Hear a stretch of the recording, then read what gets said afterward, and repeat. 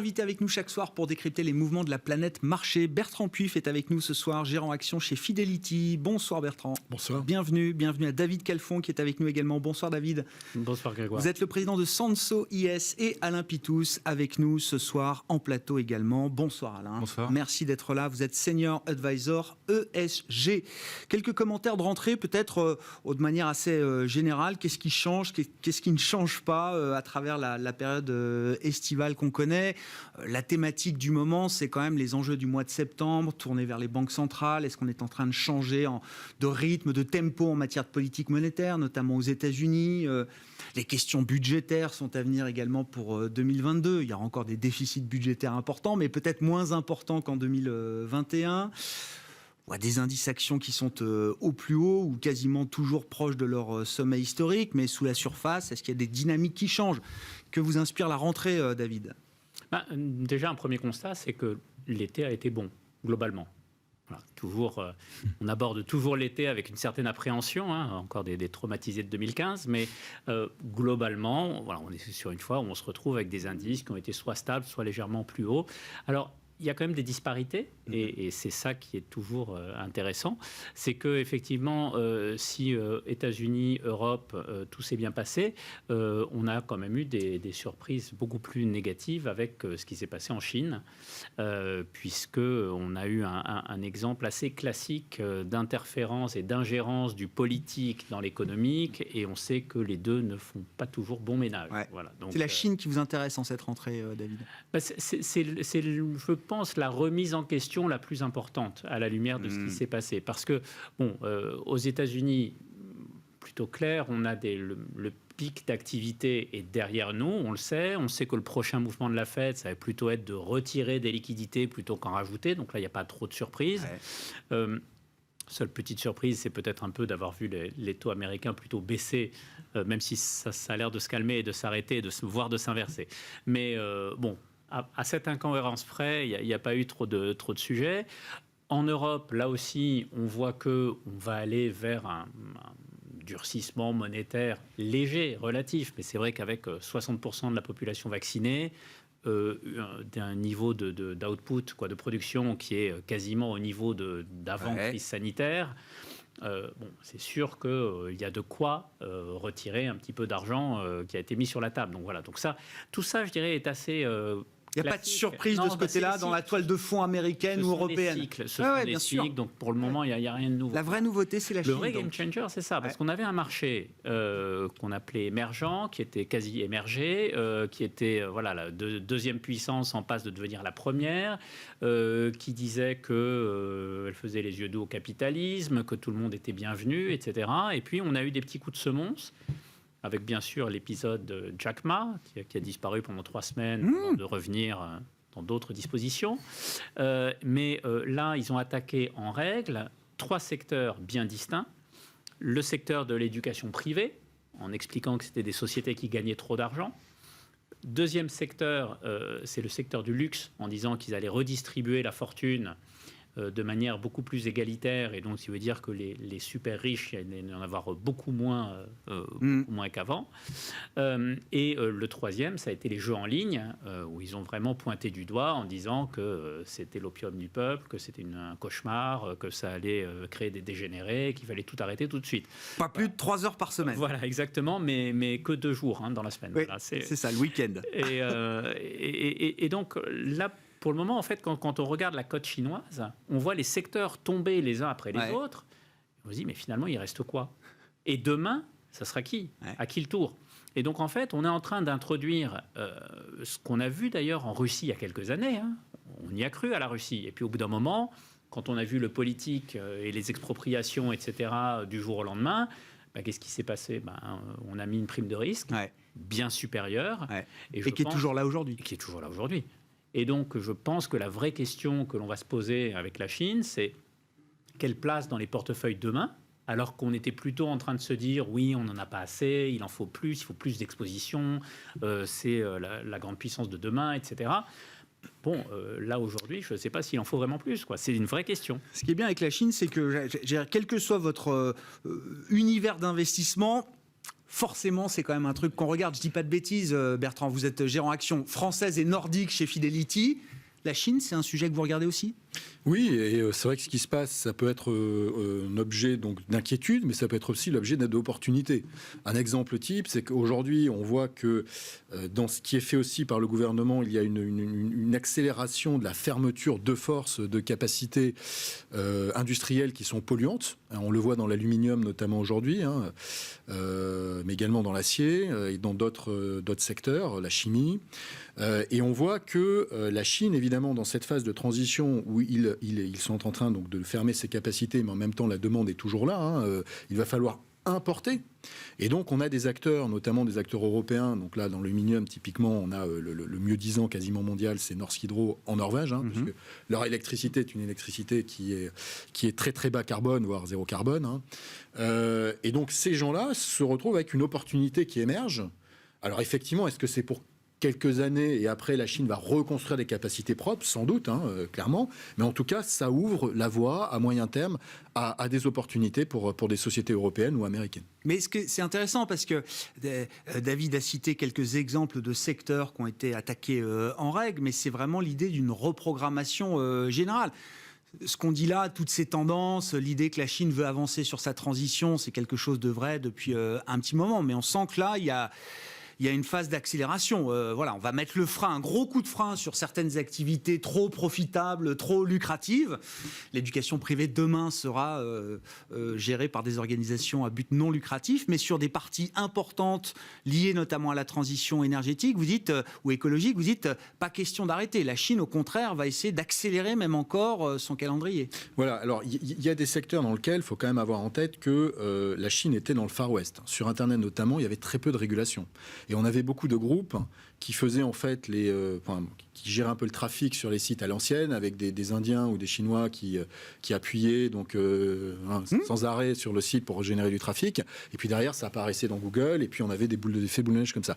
Des choses qui sont globalement encadrées, régulées, bon même si ce n'est pas complètement optimal, mais en tout cas, il y a des régulations, des encadrements dans des pays, entre guillemets, plus développés de ce point de vue-là que la Chine. Donc, il y a une remise à plat de ce côté-là. Maintenant, sur la transition énergétique, je pense qu'il y a aussi un effet d'opportunité. C'est-à-dire que la Chine, aujourd'hui, cette année, a guidé sur 8,5% de croissance à peu près. Officiellement, il nous dit 6. Officiellement 6. Bon, mais c'est 8,5 qu'ils veulent atteindre, grosso modo. Ouais. Bon, premier semestre, on est à plus de quasiment 12%, donc on est en avance. Alors, il y a un effet de base, évidemment, qui joue favorablement sur le premier trimestre, pas forcément sur le deuxième, puisque la Chine repartait déjà au deuxième trimestre de l'année dernière. Mais ce que je veux dire, c'est qu'ils vont utiliser cette avance en se disant, bon, ben voilà, cette année, un peu tout est permis, puisqu'on est sur une phase de rebond fort, donc on va réajuster. Et comme c'est une économie qui est planifiée, ils font tout à la fois, de manière à pouvoir repartir du bon pied l'année prochaine. Donc pour moi, je ne suis pas dans la catégorie de ceux qui pensent qu'on a un changement de paradigme.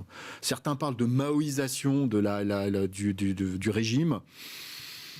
Bon, c'est compliqué de le voir, évidemment, de se projeter aujourd'hui. Beaucoup estiment quand même qu'il y a un durcissement. Il y a un durcissement, politique, mais pour moi, ce durcissement, Xi Jinping et son second mandat. C'est un peu qu'on est en train de remettre un petit peu le braquet un peu vers ailleurs, réorienter un peu l'effort national vers d'autres éléments.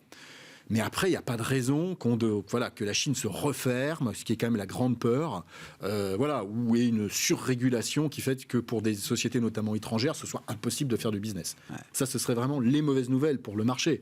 Bon, s'ils veulent plus réguler un certain nombre de secteurs... Il y a des lignes rouges à franchir, vous dites, pour la Chine contemporaine telle qu'elle se considère aujourd'hui. Voilà, s'ils veulent rester dans l'environnement, l'univers de l'OMC, il n'y a pas de... Un indicateur intéressant, c'est le yuan, y compris le yuan offshore, qui n'a pas tellement bougé dans cette période de reprise en main. Mais ce qu'ils font aussi sur les crypto-monnaies, c'est très intéressant. C'est-à-dire qu'ils ont... Maintenant, on ne peut plus acheter un bien physique en crypto-monnaie, on ne peut que s'échanger de la crypto-monnaie, donc ça devient un actif purement spéculatif. Et à côté de ça, ils créent le yuan, que l'on peut utiliser pour acheter une maison, pour acheter autre chose. Donc voilà, je pense qu'il y a une vraie... La chose quand même qu'il faut avoir sur la Chine, c'est qu'il y a une vraie notion de planification. Malheureusement, nos pays européens ne font plus de planification. On ne fait plus de planification. La planification, ça aide. Et on n'est pas obligé d'être un régime dur, dictatorial. Non, voilà. Et pas la chinoise, évidemment, ce qui est quand même un peu dur, on va dire. Mais la planification, c'est ce qui nous a permis d'avoir notre avance sur le nucléaire.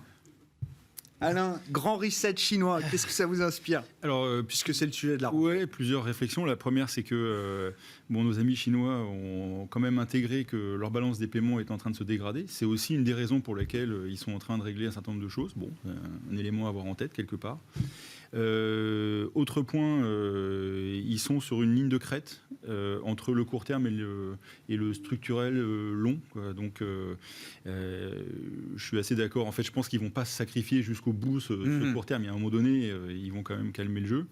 Donc ça, c'est quand même... voilà, on est sur un équilibre un peu instable. Ils en profitent en ce moment, hein, ils peuvent le faire. Je pense que c'est assez calculé le moment où ils peuvent faire ça aussi quand même, parce que finalement, ça n'a pas entraîné de drame, ça a entraîné des corrections sur certains secteurs. Pour dire la chose clairement, ils ne peuvent pas se priver complètement des capitaux étrangers. Oui, alors après je vais y revenir à ça, D'accord. parce que ça c'est quand même, effectivement, c'est aussi le problème de la balance des paiements, c'est-à-dire qu'il y a une limite à ce jeu-là quand même, hein. Alors, pour contredire ça tout de suite, il y a quand même cette idée aussi, les data c'est un bien public, hein. C'est-à-dire que c'est pas un bien privé, donc bon, ça calme un peu tout le monde au niveau, le e-yuan, c'est pas un grand succès, c'est-à-dire qu'en fait les gens ils ont pas envie d'être lancé aussi. Oui, mais bon, les endroits où ça a été lancé c'est pas terrible, enfin bon bref, mais c'est pas, voilà, c'est très court pour juger ce plan-là. Après, l'autre point à avoir en tête, c'est la stratégie long terme de nos amis chinois. C'est-à-dire qu'en fait, ils sont vraiment sur une logique d'expansion, ce qu'ils n'avaient pas quand même pendant un moment, hein. C'est-à-dire qu'en fait, pendant très longtemps, il n'y avait pas de projection chinoise à l'international, ce qui est quand même un peu plus le cas maintenant, avec une zone sur laquelle ils n'accepteront pas d'intervention autre que la leur dans un mode de fonctionnement chinois. Et alors c'est intéressant ce qui s'est passé sur le plan géopolitique cet été. Moi je trouve que cet été il y a quand même eu des choses sur le plan géopolitique. Quelque part ils ont contribué à faire partir les Américains d'Afghanistan dans le désordre le plus total, hein. C'est quand même, et on peut penser que les Chinois ont dealé avec les talibans, on vous aide à reprendre le pouvoir. Une délégation talibane reçue à Pékin, effectivement, voilà, oui, quelques semaines avant on vous aide à reprendre le pouvoir, mais il y a une frontière. Il y a une frontière que vous ne devrez pas franchir pour aller mettre le cirque dans les pays, dans les zones musulmanes locales. Et en plus, il y a un truc qui est quand même aussi intéressant, je trouve, c'est cette volonté de faire la paix à la chinoise. C'est-à-dire qu'il y a eu des tensions Taliban-Pakistan. C'est des endroits où quand même ils sont un peu facilement énervés, quoi. Et ils sont intervenus pour calmer le jeu à la chinoise, hein. C'est-à-dire que vraiment... donc il y a ça. Il y a ce qui se passe avec la Russie. C'est-à-dire qu'il y a d'énormes accords qui sont en train d'être mis en place avec les Russes. Et donc on sent le continent, eux ils appellent ça le continent eurasiatique, hein. C'est-à-dire que dans eurasiatique, il y a asiatique quand même, donc jusqu'où ça va, hein. C'est un peu un sujet. Alors ils n'ont pas de velléité de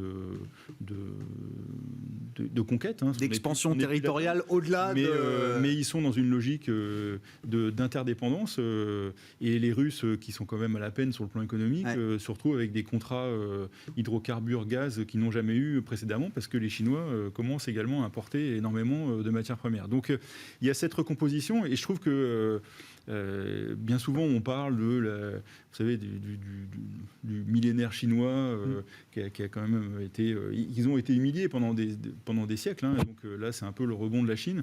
Donc on voyait ça un petit peu de loin quand même. Parce que c'est maintenant. Bah, en fait les plaques elles ont un peu bougé, quoi. C'est-à-dire que c'est des trucs on sent que c'est des continents qui bougent tout le temps. Et voilà, il y a un peu cette idée. Et certains géopolitologues, je ne sais pas comment on appelle ces gens-là, disent que ça ressemble un peu au Japon de la période 1800-1950, quoi. C'est-à-dire qu'en fait, ils créent des zones d'influence. Bon, les Japonais y allaient de manière assez violente, bon, c'était l'époque qui était aussi comme ça. Les Chinois sont beaucoup moins violents, mais ils installent des relations... Enfin non, mais en dehors de la Chine, on ne peut pas dire qu'ils aient eu un comportement... ils interviennent énormément en Afrique, ils n'ont tué personne, hein, donc oui, c'est... Bon. Après, c'est comme ça. Le monde a changé quand même, mais ils sont en train d'étendre leur zone d'influence par des jeux de... Et pour l'investisseur international, qu'est-ce que ça implique? Est-ce qu'on peut continuer d'investir en Chine demain comme hier? Alors ça, c'est ma limite. C'est-à-dire qu'en fait, moi, je trouve que maintenant, on est dans l'ESG, oui, et on a vu par l'absurde ce que ça coûtait une gouvernance incertaine. Donc Alibaba, on en avait parlé dans une autre vie tous les deux, c'était un truc, quand vous regardiez comment était organisé le capital d'Alibaba et ce qu'ils mettaient sur le marché, ça donnait absolument pas envie d'en acheter. alors après, pour faire des coups boursiers, mais c'est un autre raisonnement, mais sur très long terme, je pense que c'était effectivement, il y avait un problème de construction, de gouvernance de ces entreprises. Et on le voit bien, vous avez 100 milliards autour de l'éducation qui passent à quasiment zéro sur une décision politique. Ce n'est pas gérable. Donc, ça va refroidir beaucoup de monde. Alors, là, il y a peut-être y avoir des opportunités, mais moi je trouve qu'en investisseur diversifié, international, quand vous raisonnez ESG, en ce moment, vous passez votre tour, quoi. C'est beaucoup trop incertain. Et alors, aller chercher des opportunités dans des moments comme ça, avec ce qui peut se passer dans les 18-24 mois, et c'est ça aussi le deuxième problème, c'est qu'on est avec les Chinois dans des logiques très long terme. On peut être dans des logiques très long terme, c'est-à-dire qu'eux, ils vont reconstruire l'économie. Ils peuvent tenir longtemps. Ils peuvent tenir très longtemps. La blague, c'est Mao qui disait, quand on lui demandait ce qu'il pensait de la Révolution française, il disait c'est un peu tôt pour juger, quand même. C'est un peu ça, quand même. David. Alors, moi, je reviens juste sur un point, effectivement, c'est qu'en tant qu'investisseur, on n'a pas à supporter ça, cette incertitude, etc. Et je reprends un exemple, pas longtemps, plus près de chez nous, qui est quand même l'un des piliers actionnariales de Carrefour, qui est parti. Pourquoi il est parti ? Parce qu'il y avait cette opération avec Couche-Tard. Vous parlez de Bernard Arnault qui a liquidé le reliquat de sa participation dans Carrefour après 14 ans passés au capital. Voilà, donc 14 ans, donc c'est quand même un investissement en temps qui était long. On ne peut pas dire qu'il ait pris ses plus-values, malheureusement, mais même s'il a eu des dividendes entre-temps, etc. Rentré à 47, c'était le prix d'acquisition pour les premières actions il y a 14 ans et sorti à 16 pour les dernières. Mais entre-temps, je pense que ce qu'il a vraiment décidé à sortir, c'est de voir qu'il y avait un projet industriel avec un Canadien qui arrive avec des synergies possibles, etc. Le gouvernement français met le pied sur le frein en disant non, ça ne se passera pas comme ça, c'est un fleuron français, on n'y touche pas. Bon, donc on fait autre chose. Voilà. Et donc c'est vrai que c'est un petit peu le même sujet, je pense, avec la Chine. Sauf que bon, with all due respect à Carrefour, la Chine c'est quand même autre chose que Carrefour. C'est-à-dire que c'est compliqué quand même pour un investisseur global. Il y a des technos de pointe, il y a de la croissance. C'est pas le parler Carrefour s'arrête assez vite quand même. Mais j'entends bien les technologies de pointe, il y en a plein au Japon. Et pourtant, les gens ont laissé de côté le Japon. Alors, ça a peut-être changé, là, d'ailleurs, avec ce qui se passe au niveau politique. Mais voilà, les gens ont totalement laissé de côté la région, parce que la région avait ses propres problèmes, etc. Donc, je pense qu'il y aura toujours des sociétés intéressantes, mais on va juste accorder, on va demander un rendement plus élevé. Donc, c'est un jeu risqué. C'est une prime. Donc, Pékin paiera un coût de moyen-long terme de cette reprogrammation politique. Soyons clairs, on va parler en termes boursiers. Oui, un coût financier. Le PE va être plus bas. D'accord. Le PE d'Alibaba est à 20. Voilà, exactement, alors qu'il a été à des niveaux bien plus élevés. Donc tout ça va subir une décote, et cette décote, elle sera justifiée par le fait que peut-être que demain, le gouvernement se prendra d'une nouvelle idée de dire que cette société-là, ce secteur-là, ce manager-là a gagné trop d'argent, ou il a fait telle chose qui ne lui plaisait pas, ou il a dit telle chose. Voilà. Et donc ça crée une incertitude. Encore une fois, les investisseurs, on n'aime pas les incertitudes. Sur un horizon, enfin, l'horizon qu'on a généralement, c'est 5 ans. Mais là, c'est beaucoup trop incertain. C'est-à-dire que peut-être que sur quelques mois, on peut gagner de l'argent, et peut-être que sur 20 ans, on en gagnera énormément en investissant en Chine. Mais on n'est pas sur ces horizons-là. La plupart du temps, c'est 5-7 ans quand on fait des investissements. Là, c'est impossible. Comme le disait Bertrand, vous ne voyez pas, il n'y a pas d'opportunité. Enfin, si, il y en a peut-être, mais au poids de l'opportunité. C'est-à-dire que là où la Chine, on en parlait tout à l'heure, rentrait dans les indices, de plus en plus de gens mettaient des sous dedans avec MSCI qui devait repondérer ces indices-là de manière très forte. Il faut hésiter, c'est-à-dire que si l'indice est à 10, vous en mettez peut-être 6, aller chercher des opportunités sur 6, mais c'est pas 10. Vous voyez, je pense que c'est un peu ça le sujet. Alors après, ça s'estompera peut-être, mais là, il y a une prime effectivement négative sur ce marché, j'ai l'impression, pour un moment. Bertrand, d'ailleurs dans la continuité de la discussion avec la Chine, mais l'autre question, au-delà de la Chine, est-ce que les thèmes cycliques de marché se sont épuisés à travers l'été, ou est-ce qu'il y a un possible redémarrage ? Mais je vous laisse reprendre la main sur la Chine. Si, alors oui, sur la Chine, il y a quand même une certaine efficacité de ce qu'ils font. Je prendrais juste on parlait tous, il y a encore 2 ou 3 ans, de tout ce qui était donc shadow banking, que le système bancaire allait exploser, que ça allait entraîner le système financier international par terre, etc.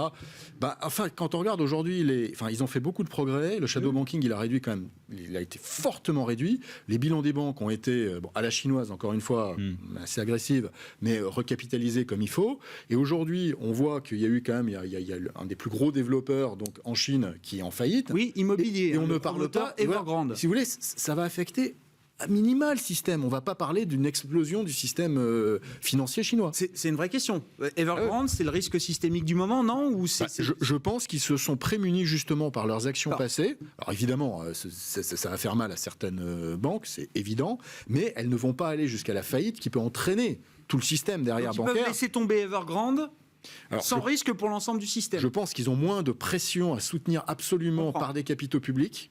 C'est pour ça qu'aujourd'hui, la solution qui est avancée, c'est celle justement du fondateur qui apparemment aurait trouvé des capitaux à droite à gauche, etc. Mais c'est plus comme avant, la nationalisation, le truc en disant, mais maintenant c'est nous qui prenons la main. Voilà. Et donc, il y a quand même une évolution. Après, je suis d'accord que l'évolution chinoise, c'est sur une échelle qui est beaucoup plus longue que la nôtre. Et c'est vrai que se pose la question pour l'investisseur de savoir ce qu'on fait. Nous, on reste investi en Chine. Nous, on a des équipes localement qui font du stock picking et qui trouvent quand même des sociétés qui... Je suis d'accord avec le fait qu'il faut y mettre une prime. Oui, c'est ça. On ne va jamais payer ça à 40 ou 50 fois les profits, même pour une société technologique. Mais on ne va pas payer la croissance comme on a pu le faire. On a pu le faire. Ou comme on le fait aux États-Unis. Aux États-Unis, on surpaye la croissance. Les BATX devaient être les égaux des GAFAM. Bon, voilà, ils ont perdu 50%. Et en Valo, pour l'instant... Ils vont mettre du temps à revenir. Il y a un gap. Oui, c'est ça. Il y a un écart qui va mettre du temps à se combler. Je pense que le risque, quand on est investisseur, c'est sur les très grosses sociétés. Parce que là, effectivement, l'État est dessus, il y a un impact politique, il y a tout. Quand on est sur des petites, moyennes sociétés donc chinoises, paradoxalement, le risque, même s'il est important, il est moindre. Il y a moins ce risque politique, en fait. Et ce que je trouve exemple... Et encore une fois, il y a un prix pour tout. Donc voilà, c'est une fois que ça s'est ajusté... Mais je trouve que ce qui se passe en Chine, c'est quand même intéressant par rapport à ce qui s'est passé dans le monde entier, là, pour le coup, avec l'intervention de l'État. C'est-à-dire que l'État est intervenu partout. C'est-à-dire que remis des capitaux, les banques centrales, c'est l'État, on ne va pas le dire, mais c'est l'État, et les budgets. Donc ce qui se passe en Chine, c'est aussi une manière de dire comment on va sortir de ce truc-là. On n'est plus dans les planifications, mais dès qu'il y a un problème aujourd'hui, c'est tout le monde appelle l'État à la rescousse. C'est clairement la solution de sortie de tout ça. Donc la manière dont les Chinois prennent le sujet, c'est-à-dire que, et moi c'est ce que je pense qui va se passer dans les mois et les années qui viennent, c'est-à-dire que les taux ne vont pas passer à 4 demain. On va commencer à arrêter de mettre de l'argent sur le marché, puis après on va remonter légèrement les taux, puis on va voir ce qui se passe, et ça va craquer à droite à gauche. Et là, la manière dont les États vont réagir par rapport à ça, parce qu'un coup ce sera peut-être l'Italie qui aura un problème avec ses banques, l'Allemagne un truc immobilier, je ne sais quoi. Donc on va appeler à nouveau les États à la rescousse, et qu'est-ce qui va se passer ? À la rescousse ou pas, c'est-à-dire qu'on va contingenter, parce que je pense qu'ils savent faire ça, c'est-à-dire que les États aujourd'hui savent contingenter, un peu comme on fait les Chinois, c'est-à-dire qu'il y a 3 ans, le problème Evergrande, ou Guangdong, comme il y avait eu il y a quelques mois. Warong, le gestionnaire d'actifs, oui. Moi, j'appelle ça à la française. Excusez-moi, moi, j'ai pas des contacts avec la Chine. Et donc, on écoute ce qui se dit. Et donc, ils n'auraient pas contingenté. Il serait arrivé, gros chèque, on n'en parle plus, on met les dirigeants en prison, ou on les pend, et puis on règle le problème. Mais là, on a contingenté le sujet. Et je pense que ça va être un peu le sujet qu'on va avoir dans les mois et les années qui viennent. C'est-à-dire qu'il n'y aura pas un effondrement de marché au moment où les taux vont se retendre un petit peu. Il y aura des petites corrections. Un coup, ça sera les cycliques, les values, des techs qui ont trop monté, qui vont se réajuster, etc. Puis un ou deux problèmes, parce qu'il y a des endroits où il y a quand même du levier, et c'est quand même dangereux, ce levier qu'il y a dans certains endroits de l'économie. Et les États vont contingenter le problème à ce moment-là. Et ça va être la gestion politique. Ce que disait Christine Lagarde à la tête de la BCE, on a besoin maintenant d'une approche beaucoup plus ciblée, beaucoup plus fine des problèmes. Et ça va être vraiment un sujet pour les investisseurs. Et c'est pas juste pour les mois qui viennent, vous dites. C'est un framework, un schéma d'intervention qu'il faut avoir en tête pour la suite. Il y a tout. Il y a l'inflation qui vient se mettre là-dessus, les problèmes budgétaires, et puis ces problèmes de marché où on part de haut quand même. Bertrand, est-ce que les thèmes cycliques du marché... Non, mais ça vous permet de poursuivre la discussion. Voilà, il y a cyclique et cyclique. C'est-à-dire que les cycliques qui sont sensibles, effectivement, ce qu'on appelle les early cyclicals, ces belles valeurs industrielles sensibles aux anticipations de reprise économique, on peut dire que c'est joué. C'est joué. Il y a eu d'ailleurs la correction a commencé sur ces titres-là durant l'été. Qu'est-ce que vous mettez dans des sociétés comme SKF, par exemple, qui font des roulements à billes. Vous voyez, typiquement, c'est des choses qui sont utilisées en amont dès que vous voulez augmenter votre production, par exemple, de voitures. Vous faites des stocks, au départ, de roulements habillés. Voilà. Bon, donc ça déjà, quand on regarde sur d'autres parties cycliques, comme par exemple le shipping, le transport maritime, on voit que là aussi, il y a eu cette demande énorme qui est arrivée, boostée par les stimulus, les goulots d'étranglement un peu partout, dont celui-là. Bon, on pense aujourd'hui c'est en train de se détendre. Il y a eu des commandes de bateaux qui sont records donc dans les années non, ça ne se détend pas. Là, on est au climax, on est au paroxysme des tensions. Voilà. C'est le gros titre des journaux tous les jours. Mais vous dites justement, boursièrement, marché, encore une fois, voilà, c'est comme les résultats si vous voulez d'SKF ou des autres sont au pic, mais voilà, ils n'arrivent plus à battre les attentes. Voilà, c'est pour sûr. Donc là, on est vraiment dans une notion un peu d'inflexion sur ces titres-là. Après, il y a une autre partie de la cote. Par exemple, prenons le cas des fabricants automobiles ou des équipementiers automobiles. Ils sont touchés de plein fouet depuis plusieurs mois par les pénuries de composants. Ils n'arrivent pas à produire. On le disait tout à l'heure, Renault est en train de calmer un peu les attentes sur le troisième trimestre. Ces sociétés-là, aujourd'hui, leur valorisation est revenue sur des niveaux qui nous paraissent être intéressants pour jouer une normalisation, puisque cette pénurie de semi-conducteurs, elle ne va pas non plus durer. Et en plus, elle permet, quand on regarde attentivement les résultats sur les 2 derniers trimestres, par exemple de Renault, pour la première fois depuis 15 ans, Renault a passé des hausses de prix nettes en s'appuyant sur l'inflation, en disant voilà, l'inflation augmente, au final c'est 5-6%, on va augmenter de 7%, donc on a un petit delta, c'est toujours comme ça que ça se passe. En période d'inflation, l'industrie en particulier a beaucoup plus de facilité à passer des hausses de prix au-delà de l'inflation, donc de la hausse de prix nette. Et on voit l'amélioration de la marge de Renault, on sait qu'ils sont très en avance maintenant sur leur plan de 1 milliard d'économies, aussi parce qu'ils sont en train justement de... mais c'est un point clé ce que vous venez de dire chez Renault. Une industrie qui n'avait plus de pricing power depuis 15 ans et encore peut-être même au-delà, elle est en train de retrouver du pricing power. C'est le coup d'un soir ou c'est un peu plus que ça? C'est l'inflation dans certaines industries permet justement, parce que ça fait très longtemps, des décennies, que les rentabilités sont sous pression, qu'ils réduisent leur capacité, qu'ils optimisent tout,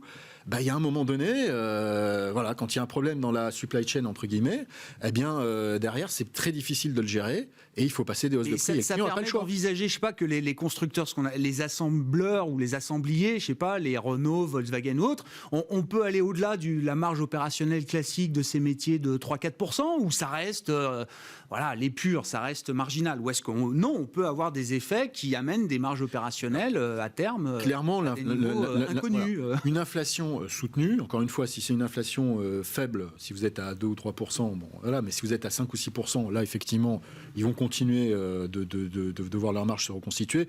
Sur les constructeurs automobiles, il y a aussi une problématique un peu plus spécifique qui est la transition vers les véhicules électriques, qui coûtent quand même pas mal en termes de recherche et développement, et puis d'investissement dans les batteries, d'investissement dans des nouvelles usines, qui viendra sans doute un petit peu obérer.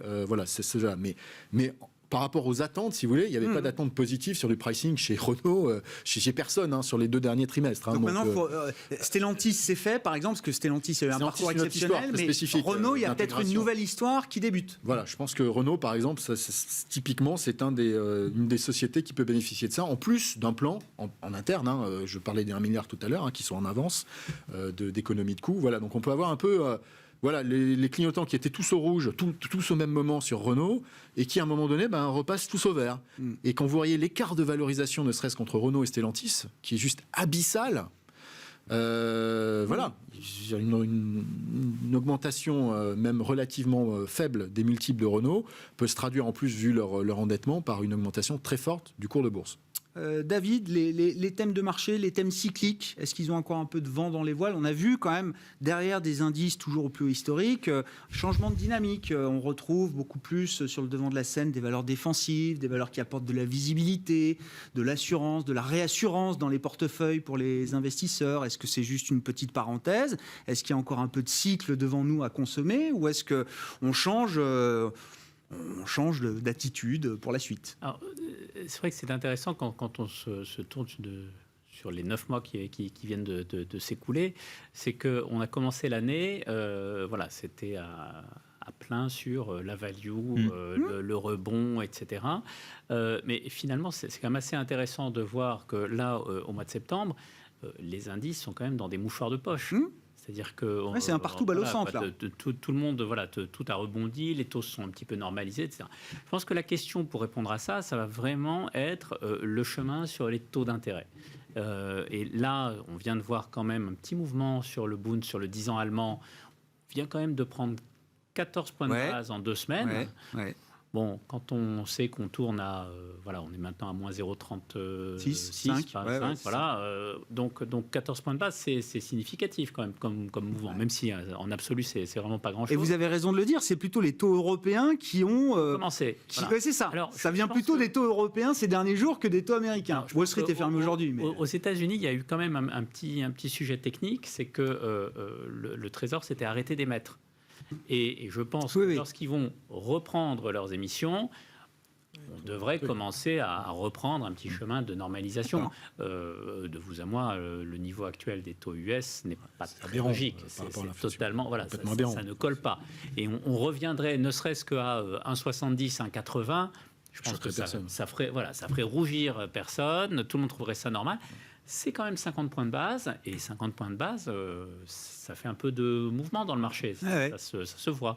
Je rappelle, 1,80 sur le 10 ans américain, c'est ce qu'on a vu fin mars, c'est le sommet qu'on a atteint, avec l'idée quand même que la croissance nominale américaine cette année va être de 10%. Ouais. Ben oui, on va avoir 10% de croissance réelle et inflation comprise aux États-Unis cette année. On n'a pas fait mieux qu'un 80 sur le 10 ans. Non, mais c'est pour montrer l'énigme de ce marché obligataire. On va voir maintenant ce qui va se passer avec effectivement les plans de relance. Mais normalement, si on va combiner un petit peu tout, c'est-à-dire des plans de relance, une inflation élevée, une Fed qui va quand même, je pense, commencer à dire qu'ils vont acheter moins, tout simplement, sans dire qu'ils vont remonter les taux tout de suite. Une BCE qui va faire pareil, parce qu'encore une fois, les chiffres sont là, ils ne peuvent pas les nier. Donc, au bout d'un moment, ils vont dire, ça va commencer tout doucement. Ils vont dire, on va acheter 20 milliards de moins par mois. Et puis, petit à petit, ça va se faire. Tout ça va se construire progressivement. Et en fait, c'est plutôt bien que ça soit progressivement. Parce que les gens ont le temps de s'adapter, le temps de s'y habituer. Effectivement, c'est les grandes secousses et les grands changements qui perturbent tout le monde. Mais pour le moment, la sortie a l'air de se présenter plutôt pas mal, mais on est sur une ligne de crête qui est étroite, donc il faut être... On voit bien que les banquiers centraux, en tout cas ceux qui sont en charge réellement, avancent à pas feutrer, pas feutrer sur le signal et les changements, les inflexions qu'ils veulent signaler aux investisseurs. La BCE, ce sera jeudi, la Fed, je le rappelle, 21 et 22 septembre pour ce mois de septembre pour les enjeux de Banque centrale. Alain, je ne sais pas, l'Allemagne aussi, peut-être que c'est un sujet... Alors, je ne sais pas comment le traiter, parce que c'est vrai qu'on le marché politique, généralement, ça ne fait pas très bon ménage, et finalement, les investisseurs s'intéressent assez peu aux politiques domestiques. Mais là, quand même, on nous dit que les élections allemandes, pour la première fois depuis 16 ans, ça va être intéressant. Ah bah là, oui, c'est... Oui. Si on a une à pas rater, c'est celle-là. D'accord. On est sur la croisée des chemins dans pas mal de choses, finalement. C'est-à-dire que les émergents, la politique des banques centrales, et puis la politique européenne, qui peut quand même être notoirement influencée par ce qui se passera en Allemagne dans quelques semaines, c'est le 26 septembre. 26 septembre. Donc là, il peut quand même y avoir de gros changements. Ça peut donner un peu d'air à la politique française aussi. Peut-être que ça peut donner un petit peu de mou par rapport à ça, suivant le parti au pouvoir. Mais comment, enfin, je veux dire concrètement, c'est de quel type de changement on peut parler sur le plan économique, financier? Qu'est-ce que ça peut avoir comme impact? Il y a deux choses. Je pense qu'il y a le discours et les actes. Je pense que les discours et les actes, on en plaisantait un peu avant le début de l'émission, en fait, où on disait c'est embêtant, le discours qui commence à se redurcir sur le budget. Bon, ça, c'est le discours. Puis il y a les actes où les déficits peuvent aller quand même, où les interventions budgétaires peuvent être quand même assez importantes. Et les Allemands, finalement, ont accompagné les Français depuis quelques années sur le sujet. On va probablement avoir quelque chose comme ça. Alors le discours sera au départ un peu moins dur, puis il va se durcir un petit peu, et puis en pratique, on fera un peu plus d'émissions européennes, des choses comme ça qui vont donner un peu de mou à des pays qui en ont vraiment besoin, les pays du Sud essentiellement. Alors après, ils en ont besoin pour des bonnes raisons, de mauvaises raisons, ça c'est un autre sujet. Mais donc je pense qu'il peut y avoir un peu cette chose-là qui va arriver dans les semaines et les mois qui viennent. Donc l'enjeu, c'est à travers les élections allemandes, c'est est-ce que la dynamique européenne d'intégration se poursuit, ou est-ce que le plan de 750 milliards, finalement, c'était déjà... ce qu'on pouvait obtenir de mieux c'est en fait dans le cadre de c'est un peu ça l'intégration l'idée. telle qu'elle est vécue aujourd'hui. Les Allemands aideront, si c'est un peu une aile gauche un peu plus ouverte, on va dire, sur ce plan-là, aideront à faire une deuxième passe sur un investissement vert, un investissement durable, je ne sais pas comment ils l'appelleront, et ils durciront en même temps la réglementation. C'est-à-dire que ça aussi, on le voit, la réglementation qui est en train d'être mise en place va contingenter énormément les investissements pour aller vers du durable. Alors après, avec des effets de bord, il faudra bien faire attention.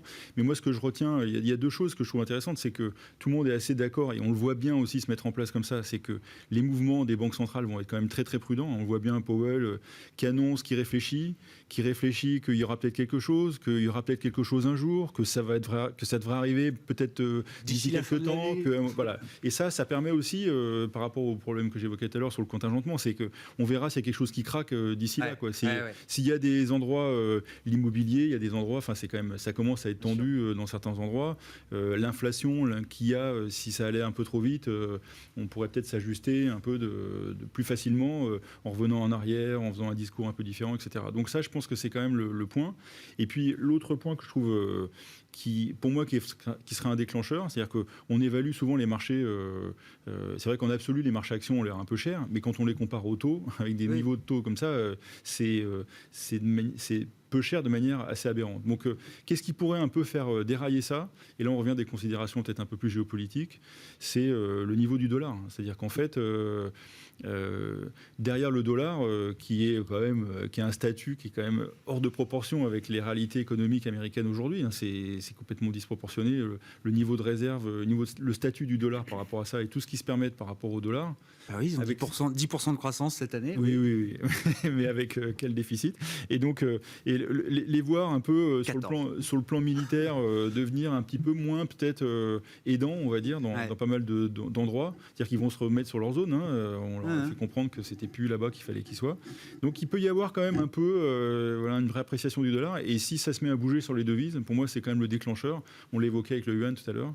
Si ça bouge sur les devises, à un moment donné, là, il y aura des réajustements qui seraient peut-être un peu décorrélés des problèmes de taux qui devraient être un peu lissés. Voilà, c'est un peu, c'est le seul, on va dire, c'est l'indicateur. Ouais. Et si ça se met à vraiment bouger, ça peut être un danger. Bon, un petit mot, on partait des élections allemandes, je ne sais pas, est-ce que c'est un sujet important pour les investisseurs à suivre quand même, ou est-ce que ça reste une élection parmi d'autres? Ça reste effectivement une élection. Après, on sait que derrière, il y a l'élection française quelques mois après, donc on peut imaginer que s'il y a un changement dramatique en Allemagne de politique qui a un impact sur la construction européenne, sur l'Europe, sur le mode de fonctionnement, sur le plan de relance, ce sera annoncé après les élections françaises. Je pense qu'on voit qu'il y a une succession de rendez-vous à Paris, des différents candidats. Avec, aujourd'hui, Emmanuel Macron reçoit Olaf Scholz, actuel ministre de l'économie et donc leader du SPD.